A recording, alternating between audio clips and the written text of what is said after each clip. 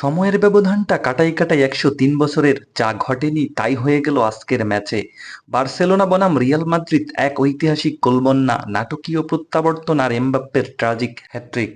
ম্যাচের মাত্র ১৪ মিনিটেই কচ্ছপ এমবাপ্পের জোড়া গোলে এগিয়ে যায় রিয়াল। রিয়াল ফ্যানরা বুঝি ধরেই নিয়েছিল ম্যাচটা তারা জিতেই যাচ্ছে, কিন্তু তাদের এই আশায় ঘুরে বালি, কেননা ১৯ মিনিটেই এরিক গার্সের দুর্দান্ত হেডারে স্কোর লাইন গিয়ে ঠেকে ২-১-এ। এরপর ৩২ মিনিটে লামিন ইয়ামালের জাদুকরি কার্লার গোল এবং ৩৪ মিনিটে রাফিনিয়ার দুর্দান্ত গোলে এগিয়ে যায় বার্সা। ম্যাচে তখন ৩-২ গোলে এগিয়ে লামিন ইয়ামালরা।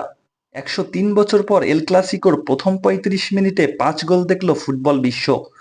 ৪৫ মিনিটে আবারও গোল রাফিনিয়ার। বিরতিতে যাওয়ার আগেই বার্সা এগিয়ে ৪-২ গোলে। বিরতির পর হ্যাটট্রিক পূরণ করে ম্যাচে ফেরানোর ইঙ্গিত দেন এমবাপ্পে। দ্বিতীয়ার্ধে ম্যাচে ফেরার আপ্রাণ চেষ্টা চালায় রিয়াল, তবে একের পর এক অফসাইড, পেনাল্টি বাতিল এবং গোল বাতিলে ভাগ্য সহায় হয়নি মাদ্রিদের। এই জয়ে লা লিগা শিরোপার এক হাত এখন ইয়ামাল রাফিনিয়াদের। এমন নাটকীয় ম্যাচ শেষ কবে দেখছেন, কমেন্ট করে জানান।